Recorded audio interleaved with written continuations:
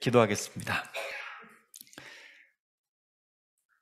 참 좋으신 하나님 아버지, 수요일 밤 주님을 사랑하는 마음으로 주님 앞에 나와 찬양하며 말씀 듣고 기도하며 주님을 예배할 수 있는 이 특권을 허락해 주심을 감사합니다. 하나님께서 우리와 날마다 함께 계심을 믿습니다. 또 우리 삶 가운데 놀라운 역사들을 일으켜 주실 줄로 믿고 의지합니다. 어떠한 상황에서도 하나님만 예배하며 하나님만 의지할 수 있는 저희 모두가 될 수 있도록 인도하여 주옵소서. 이 시간 부족한 종의 입술은 감추어 주시고 오직 주님만 자랑하고 증거되는 시간 될 수 있도록 함께하여 주옵소서. 감사드리며 예수님의 이름으로 기도합니다. 아멘.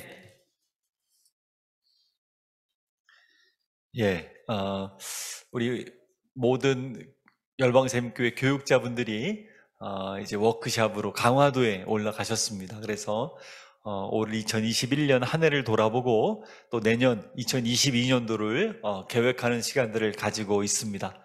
여러분들 기도해 주시고 내일까지 무사히 잘 마치고 돌아오실 수 있도록 여러분 기도해 주시기를 부탁드립니다. 오늘 시편 62편으로 나의 영혼이 잠잠히 라는 제목으로 여러분과 하나님 말씀을 나누기를 원합니다. 예수님을 믿으면 좋은 일만 생길까요? 예수님만 믿으면 다 모든 게 잘 될까요? 모든 사람이 다 부자가 되고 다 건강하고 모든 일들이 일사천리로 다 진행되고 그렇게만 된다면 얼마나 좋을까요? 그러나 우리의 삶에는 수많은 어려움과 문제와 위기들이 찾아옵니다. 예수님을 믿는 사람에게도 또 예수님을 때로는 믿지 않는 사람인데 오히려 더 평탄하게 잘 되는 것처럼 보일 때도 있습니다. 무언가 악인이 형통한 그런 사실이 이해가 안 될 때도 있습니다. 정말로 하나님 앞에 신실하게 신앙을 잘 지키며 살아가는데 많은 어려움들이 있는 경우들도 있습니다. 이러한 경우들을 바라보면서 우리는 신앙을 가진 우리들은 어떻게 이 상황들을 생각하고 바라보고 또 이겨내야 할까요? 중요한 것은 우리에게 위기가 올 때, 어려움이 올 때 하나님은 우리를 그냥 내버려 두지 않으신다는 사실입니다. 하나님은 반드시 이길 힘을 주시고 하나님 반드시 우리를 내버려 두지 아니하시고 눈동자같이 지켜 보호하시며 함께 하신다는 사실입니다. 그래서 우리는 그 하나님을 온전히 의지함으로 믿음을 가지고 이겨낼 수 있어야 되는 것이죠. 코로나 안 믿는 사람만 다 걸리는 게 아니죠. 믿는 사람들도 코로나에 걸립니다. 제가 아는 친한 동기 목사님이 코로나에 걸려서 병원에 입원을 했어요. 그래서 오늘도 목사님을 위해서 기도를 해드렸는데 누구나 할 것 없이 이렇게 코로나의 상황 가운데 어려움을 겪고 있습니다. 다른 것이 있다면 우리 믿는 사람들은 어떤 위기가 온다 할지라도 하나님께서 주신 이 믿음으로 위기를 이겨낼 수 있다는 이 분명한 소망을 우리가 가져야 될 줄로 믿습니다. 특별히 오늘 시편 62편 말씀은 위기를 참으로 많이 겪은 다윗 왕이 기록한 시편입니다. 너무나 큰 위기를 많이 겪었어요. 이스라엘에서 가장 존경받고 또 가장 뛰어난 왕으로 평가되고 있지만 그럼에도 불구하고 다윗은 큰 위기들을 많이 겪었습니다. 3절 말씀 보니까요, 넘어지는 담과 흔들리는 울타리 같이 사람을 죽이려고 너희가 일제히 공격하기를 언제까지 하려느냐라고 되어 있어요. 담이라고 하는 것은 담이 어떤 역할을 합니까? 담은 집을 보호해주는 역할을 하죠. 도둑이 들어오지 못하도록 담을 세우고 자기 집을 보호합니다. 울타리도 마찬가지입니다. 울타리를 쳐놨다고 하는 것은 내 경계를 분명하게 표시를 하고 외부로부터 나를 공격하지 못하도록 막는 역할을 합니다. 그런데 여기 보니까 담이 어떻게 돼요? 넘어지는 담. 울타리가 어떻게 돼요? 흔들리는 울타리 같이. 인생의 큰 위기를 만난 것을 이렇게 표현하고 있는 것입니다. 그리고 주변에 공격들이 있는데 사람을 죽이려고, 다윗을 죽이려고 일제히 공격이 지금 있는 상태인 것입니다. 모든 것들이 자기를 덮쳐서 보호해줘야 될 담장과 울타리가 오히려 덮치고 있는, 죽이려고 하는 그러한 상황입니다. 역사적으로 보게 되면 자식이 왕위를 차지하겠다고 아버지에게 반역하는 경우가 있습니다. 우리나라 조선왕조에도 있었고 그 다른 나라 역사에도 보면 자식이 힘이 세져가지고 아버지를 물러나게 하고 자기가 왕이 된 경우도 있습니다. 그런데 아버지를 죽이려고까지 하는 경우는 그렇게 많지 않은데 지금 이 시편 62편은 압살롬이라고 하는 다윗이 사랑했던 아들이 아버지 다윗을 죽이려고 다윗을 충실히 따르던 모든 신하들을 꿰고 백성들을 꿰어서 다윗을 지금 죽이려고 하는 그러한 상황입니다.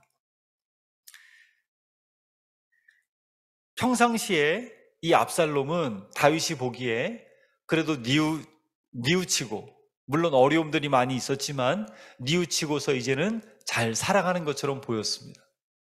그리고 아버지 다윗에게 와서 이렇게까지 얘기했어요. 아버지, 내가 하나님께 서원한 것이 있습니다. 내가 이 서원을 지키기 위해서 헤브론으로 좀 다녀와야 되겠습니다. 다윗이 보기에는 아들이 믿음도 있어 보이는 거예요. 야, 그렇구나. 믿음도 강하구나. 하나님을 사랑하고 서원을 지키려고 그 먼 헤브론까지 가가지고 이렇게 서원을 지키는 내 아들, 정말 믿음이 가득하구나 라고 생각합니다. 그런데 헤브론에 가가지고 자기를 따르는 많은 사람들을 동원해가지고 왕으로 오히려 선포합니다. 압살롬을요. 그리고 왕궁으로 군대를 동원해가지고 쳐들어오는 것이죠. 믿었던 신하 중에 한 명이 아히도벨이라고 있었어요. 아히도벨. 근데 이 아히도벨이 자기의 아들인 압살롬 편에 붙었습니다. 굉장히 뛰어난 모략가고 전략가인데 그 아히도벨까지도 압살롬에게 한패가 되어버렸어요. 그리고 그 아히도벨이 어떤 계책을 내냐면 왕이시여, 압살롬에게 말하는 겁니다. 아버지 왕궁에 들어가서 아버지를 완전히 끝장내려면 후궁 10명을 남겨두고 갔다고 했는데 그 후궁과 동침하십시오. 옛날에는요, 정복전쟁이 벌어지면 다른 나라 제국이 쳐들어와가지고 그 나라의 후궁들을 차지하는 그런 왕궁이 완전히 이렇게 끝장나는 그런 상황인데 아들이 아버지가 다스리던 다윗성 왕궁에 들어와가지고 이제는 후궁들을 취한다는 것은 돌아올 수 없는 강을 건너는 거예요. 끝나는 거예요. 이제는 완전히 아버지를 아버지로 인정하는 것이 아니라 아버지를 죽이겠다고 선포하는 것과 마찬가지입니다. 타협이 없다는 것이죠. 이 소리를 들은 다윗, 상실감이 얼마나 컸겠어요. 얼마나 마음이 무너졌겠어요. 갑자기 벌어진 것이 아니었어요. 4절 말씀 보니까 그들이 그를 그의 높은 자리에서 떨어뜨리기만 꾀하고 거짓을 즐겨하니 입으로는 축복이요 속으로는 저주로다. 주변의 신하들이요 겉으로는 이 다윗에게 와가지고 충성을 맹세하고 다윗 왕에게 정말로 신임 갈 만한 행동들을 많이 했습니다. 근데 알고 보니까 어땠어요? 속이고 있었던 거죠. 아히도벨을 비롯해가지고 수많은 신하들이 사실은 마음이 이미 압살롬에게 기울어져 버린 거예요. 근데 그 앞에서는 계속해서 신임을 받기 위해서 속였던 것이죠. 얼마나 억울하겠습니까? 다윗의 입장에서 보게 되면요. 이 압살롬이 특별히 어떤 일을 했냐면 4년 동안이나 이 다윗성 왕궁 앞에서 억울한 일 당한 사람들 찾아오면요, 호위병 50명을 동원해가지고 억울한 사람들의 억울함을 풀어주는 일을 했어요. 억울한 사람이 와가지고, 예전에도 이렇게 신문고 같은 거 우리나라도 있었잖아요. 억울하다고 뭐 하는 사람들이 오면 압살롬이 마중 나가가지고 안아주면서 입맞춤 이렇게 해주면서 호위병들과 함께 그 문제들을 해결해 주는 거예요. 왕이 해야 될 일들을 자기가 중간에서 가로쳐가지고 하는데, 성경은 뭐라고 표현하고 있냐면 백성들의 마음을 압살롬이 훔쳤더라. 겉으로 보기에는 충성된 것처럼 하지만 굉장히 마음으로는 반역을 꾀하고 있었던 것이죠. 사람들의 마음을 다 훔치는 일들을 한 것이었어요. 사실은 다윗은 내 아들 압살롬이 완전히 정신을 차리고 이제는 효심이 가득하구나, 하나님도 잘 섬기는구나 라고 생각했지만 아니었어요. 속였던 것이었어요. 반역을 일으킨 것이죠. 이 위기, 자식이 반역을 해서 아버지를 죽이겠다고, 그래서 맨발로 도망쳐가는 이 다윗, 어떻게 이 위기를 벗어나야 되겠습니까? 그동안도 숱한 위기들을 겪어왔지만 그 위기들보다 훨씬 더 큰 위기를 맞이했어요. 맨발로 도망쳐야 돼요. 모든 신하들의 마음이 다 이미 기울었어요. 자기가 이제 가망이 없어 보입니다. 이 위기 앞에서 다윗은 어떻게 했을까요? 과거에 있었던 경험들을 잘 생각해서 이렇게 전략을 세워서 내가 무찔러야 되겠다 라고 했을까요? 아직 남아있는 부하들과 힘을 합쳐가지고 어떻게 해보자 라고 하지 않았습니다. 자기의 지혜도, 자기의 경험도, 자기의 가지고 있던 여러 가지 생각들 다 내려놨습니다. 그리고 오직 한 가지만 행하는데, 그 말씀이 바로 1절 말씀이에요. 오늘 설교의 주제 말씀입니다. 우리가 위기를 만났을 때, 내 힘으로 감당할 수 없는 그런 큰 위기를 만났을 때 우리는 어떻게 해야 될까? 오늘 다윗을 통해서 그 문제에 해답을 얻으시기를 바랍니다. 우리 1절 말씀 다 같이 한번 읽어볼까요? 시작. 나의 영혼이 잠잠히 하나님만 바라며 나의 구원이 그에게서 나오는도다. 아멘. 다윗은 자기의 경험이나 자기의 지식이나 자기의 전략들을 따로 세우지 않았습니다. 그가 한 일이라고는 오직 잠잠히 하나님을 바라본 것이었어요. 여러분, 위기 앞에서 우리 믿는 사람들은 달라야 합니다. 코로나의 상황 가운데서 우리는 달라야 합니다. 우리 가정에, 내 삶 속에, 우리 나라에 여러 가지 어려움이 닥쳤을 때 우리는 달라야 합니다. 믿는 신앙인으로서 정말로 본이 되어주는 이 다윗처럼 우리의 영혼이 오직 잠잠히 주님을 바라봐야 될 줄로 믿습니다. 여기서 주목해야 될 단어가 바로 잠잠히라는 단어예요. 잠잠히. 그냥 하나님을 바라본 것이 아니라 잠잠히 바라봤다는 것이. 이것은요, 자기의 모든 여러 가지 생각들이 있을 거 아니에요. 얼마나 상실감도 크고 이 위기 앞에서 여러 가지 염려도 되고 앞으로 어떻게 해야 될까 생각들도 있을 텐데 다 내려놨습니다. 다 내려놓고 잠잠히, 모든 생각을 다 내려놓고 잠잠히 하나님만 오직 주목해서 바라보는 것이에요. 예수님께서 제자들에게 말씀하셨어요. 누구든지 나의 제자가 되려거든, 나를 따라오려거든 자기를 부인하고 자기 십자가를 지고 나를 쫓을 것이니라. 가장 첫 번째 조건이 자기를 부인하고예요. 자기를 부인한다는 것은 자기의 여러 가지 계획과 생각과 경험들을 내려놓고 오직 주님을 먼저 1순위로, 우선순위로 따라가고 바라보고 쫓아간다는 의미입니다. 우리가 신앙생활을 하며 나아갈 때, 위기를 만날 때 우리는 여러 가지 생각이 들 수 있어요. 인간적인 생각들. 이렇게 하면 되지 않을까라는 생각들이 있을 수 있지만, 먼저 우리에게 중요한 것은 하나님을 잠잠히 바라보는 것입니다.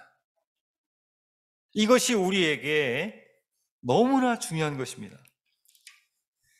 이 상황 가운데 잠잠히 바라보는 이 다윗은 2절 말씀에 그래서 이렇게 고백하는 거예요. 그가 잠잠히 하나님만 바라볼 수 있었던 이유, 2절 말씀 우리 같이 한번 읽어볼까요? 시작. 오직 그만이 나의 반석이시오, 나의 구원이시오, 나의 요새이시니 내가 크게 흔들리지 아니하리로다. 다윗은 알았습니다. 하나님이 어떠한 분이신지를 알았던 사람이에요.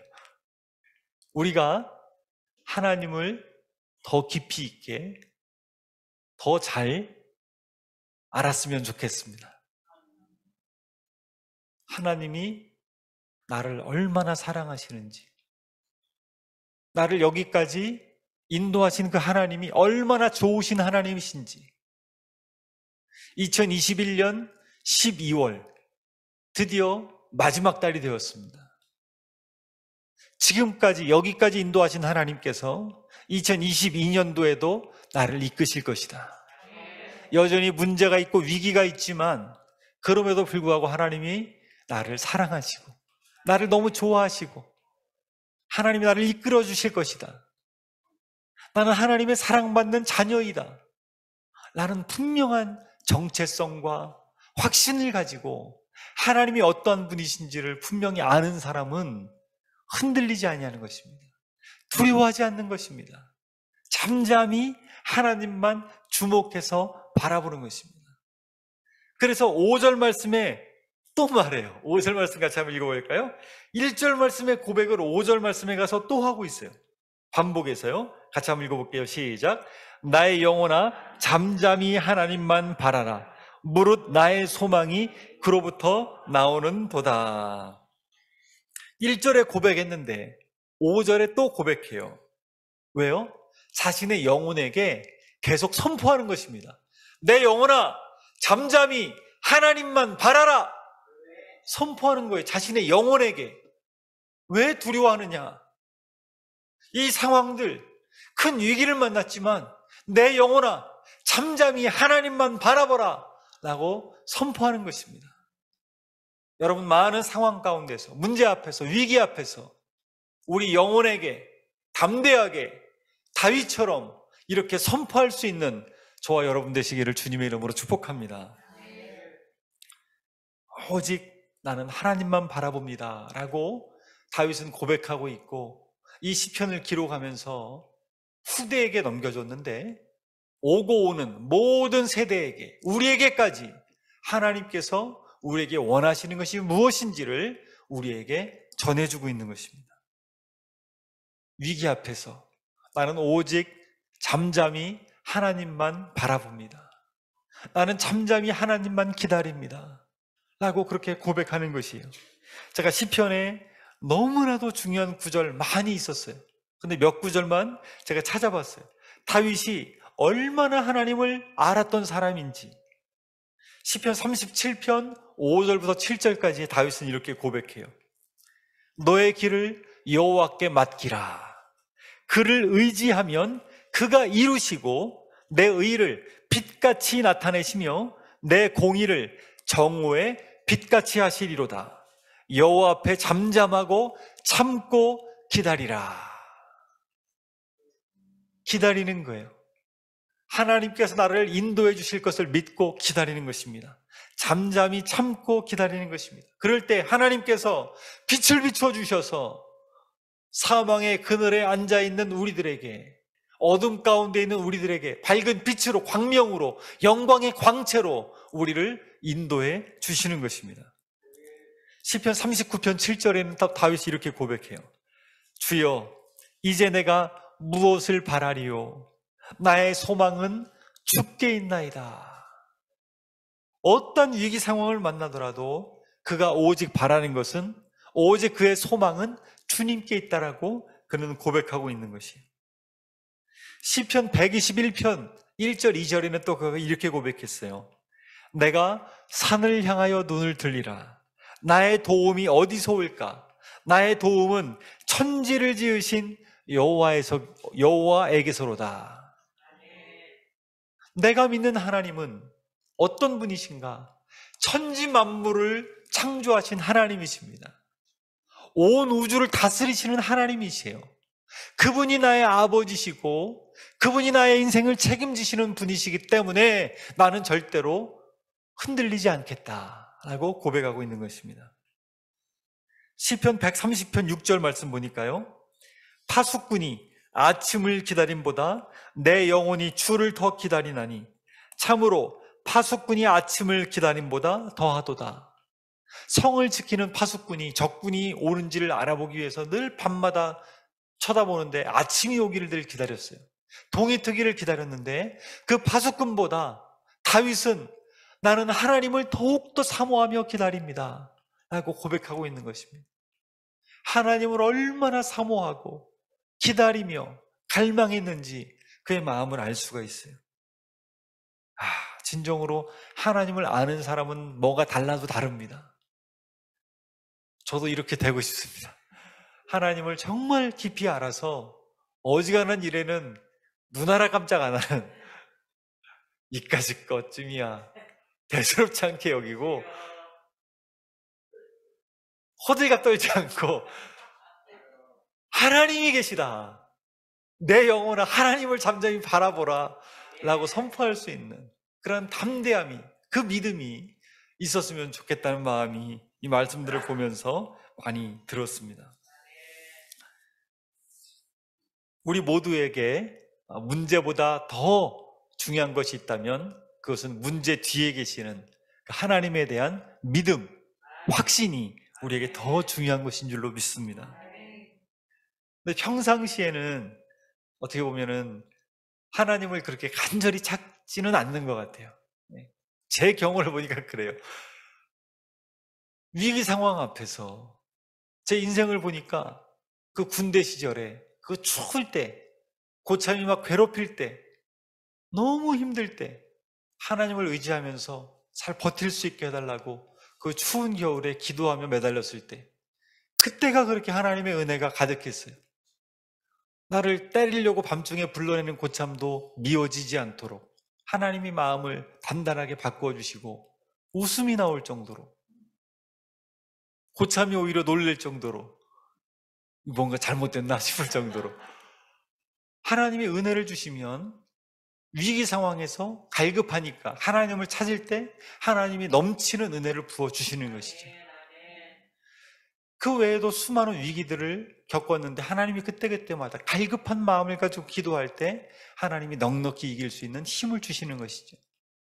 붙잡혔을 때도 마찬가지고 감옥에 있을 때도 마찬가지고 여러 많은 상황 가운데서도 하나님께서 넘치는 은혜를 부어주셔서 결국에는 하나님 앞에 하나님은 살아계신다라고 고백할 수밖에 없는 그 믿음의 고백을 드릴 수밖에 없도록 하나님 바꾸어 주시는데, 정말로 고난이 올 때, 위기가 올 때 하나님을 간절히 찾는 그 모습이 우리에게 큰 축복이 되는 줄로 믿습니다.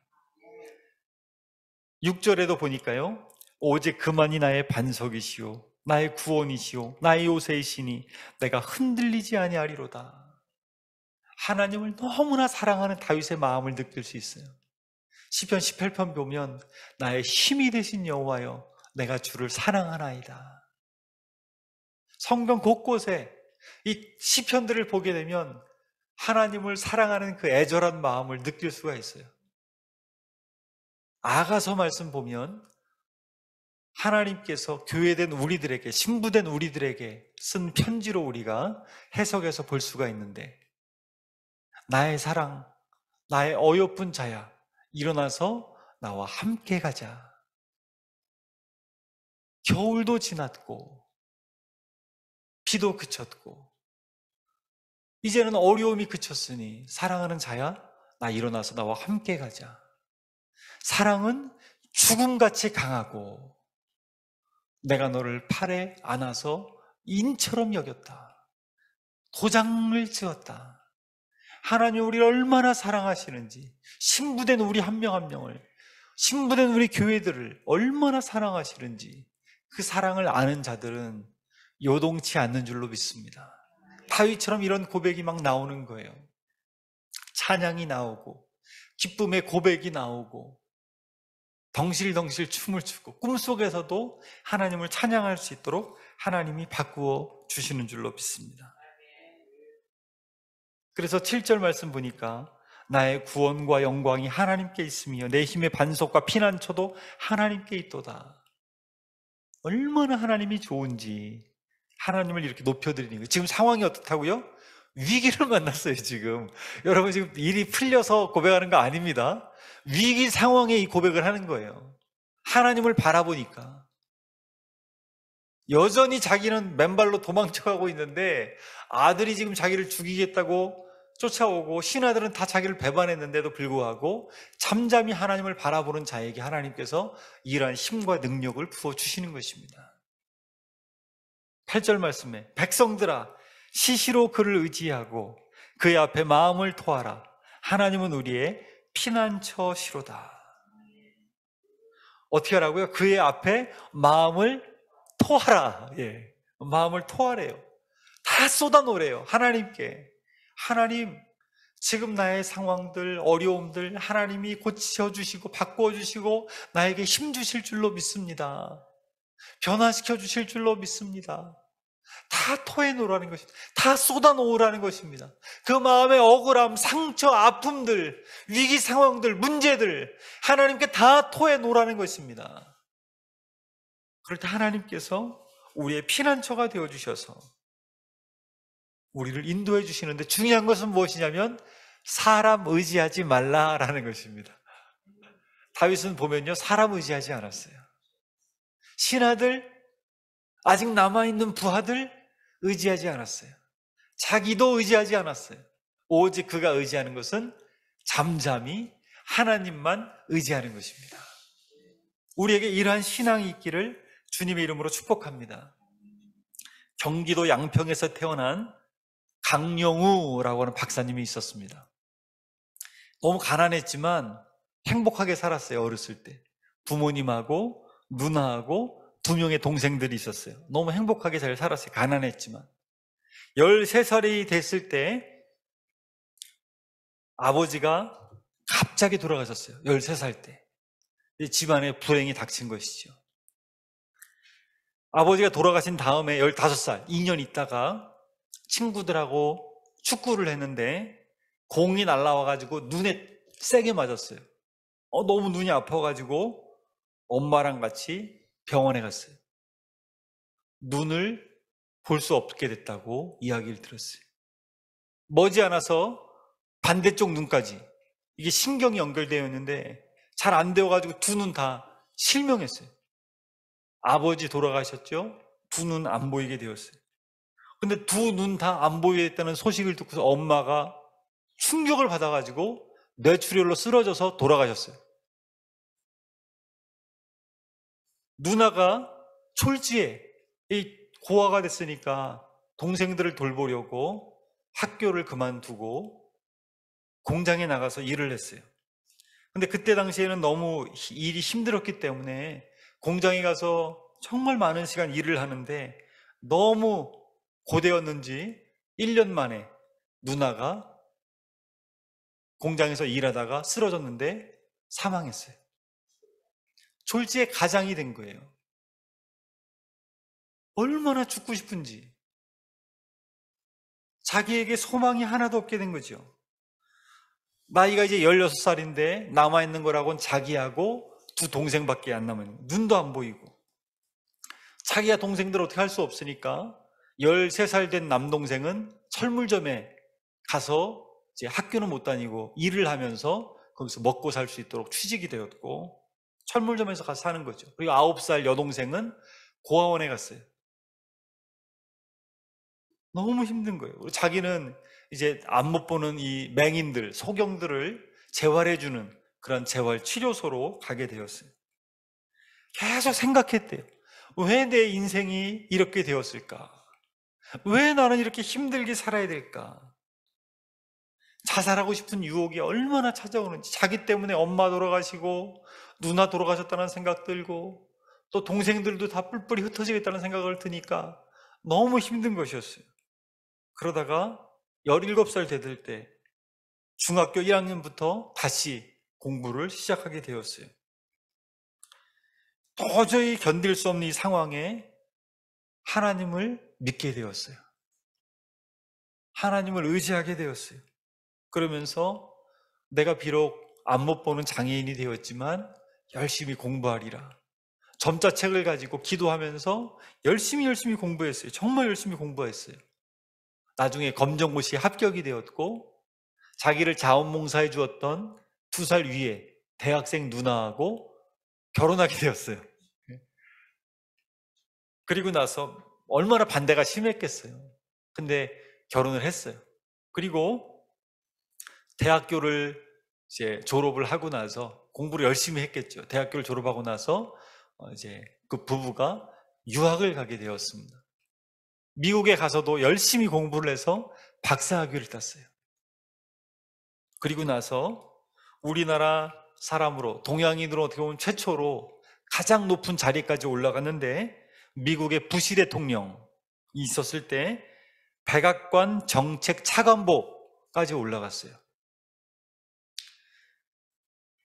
그리고 많은 일들을 했어요. 비록 안 못 보는 장애인이었지만 간증도 수없이 많이 했고 책도 많이 쓰셨죠.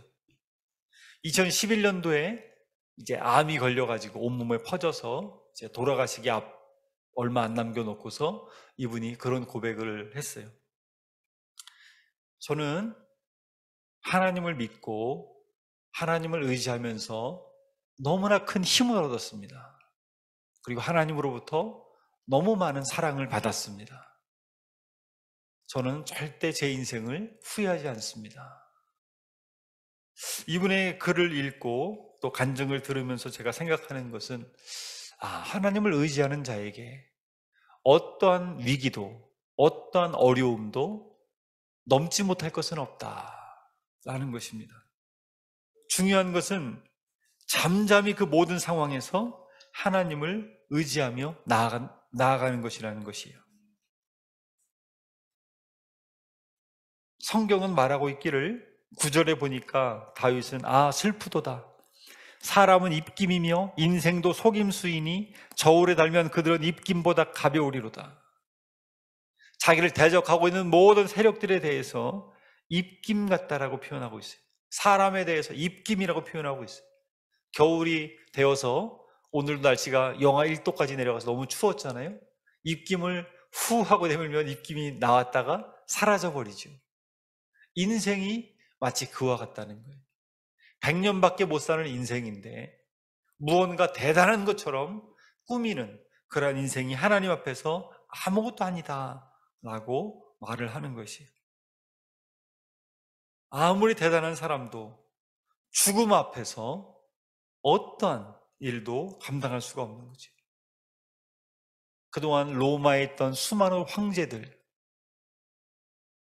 역사상 위대했던 인물들, 또 제국의 왕들, 지금은 존재감도 없어요. 그때 당시에는 대단한 사람이었는지 모르지만 돈도 마찬가지죠. 10절에 보니까 재물이 늘어도 거기에 마음을 두지 말지어다. 아무리 돈이 많아도 아무것도 아니라는 것이에요. 그러면서 11절 말씀에 다윗은 말합니다. 하나님이 한두 번 하신 말씀을 내가 들었나니.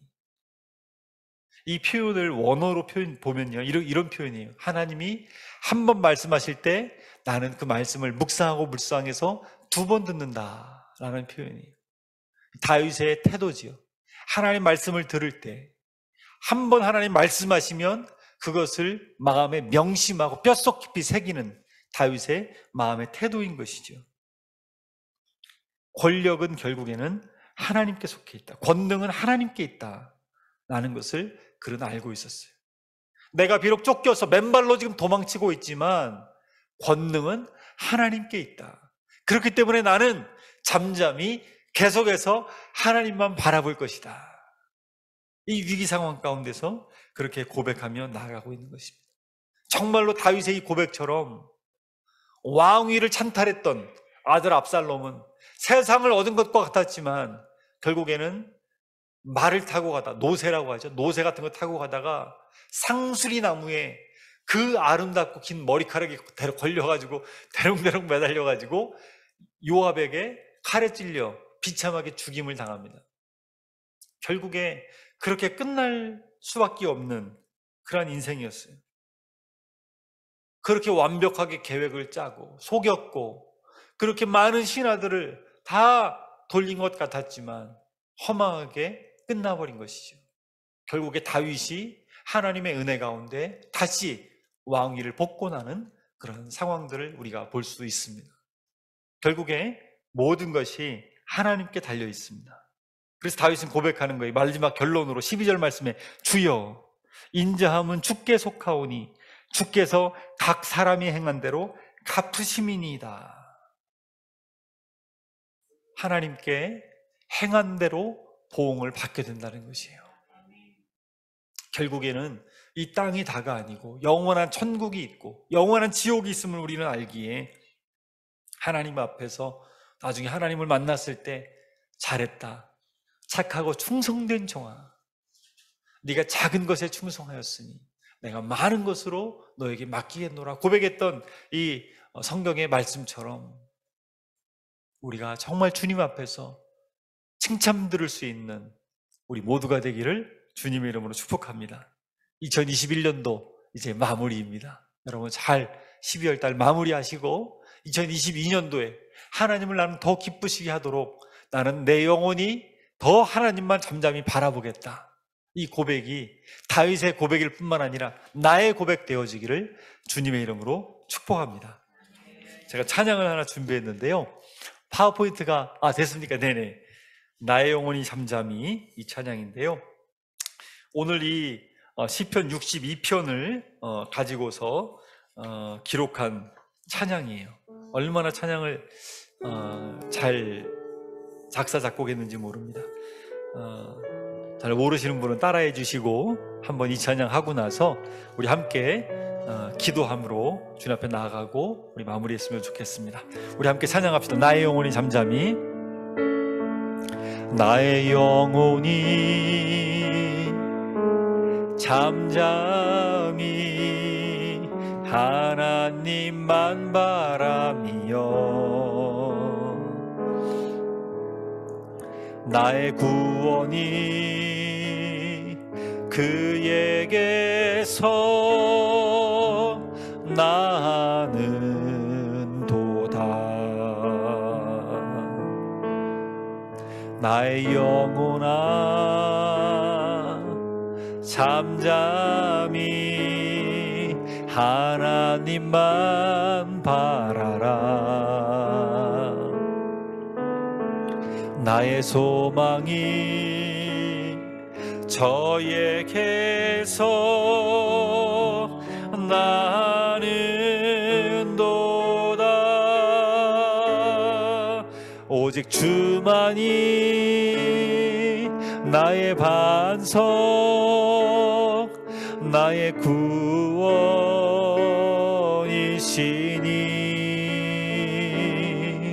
오직 주만이 나의 산성 내가 요동치 아니하리.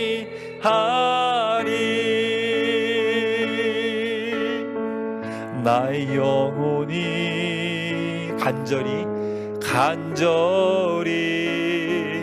여호와를 갈망하며 나의 입술이 여호와를 찬양하리.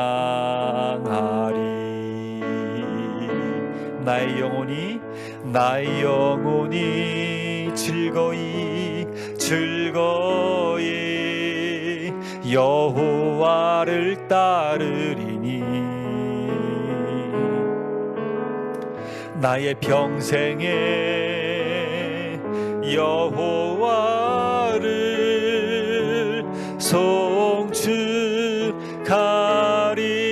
오직 주만이 나의 반석 나의 구원이시니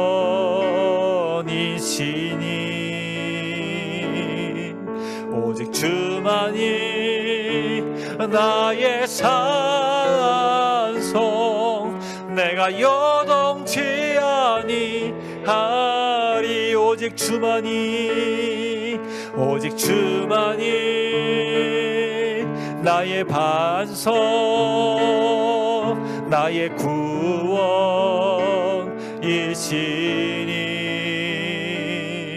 오직 주만이 나의 산성, 내가 요동치 아니하리. 우리 같이 이 시간 기도하며 나아갑시다. 나의 모든 위기의 상황들을 하나님께서 말씀하십니다. 다 토해놓으라, 다 맡기라, 다 내 앞에 내려놓으라. 그리고 오직 나만 바라보라. 잠잠히 내 영혼아 하나님만 바라보라. 고백하며 하나님만이 나의 반석이시여, 나의 요새이시여, 나의 구원이시여, 나의 산성이심을 고백하며 나아갈 수 있도록 해달라고.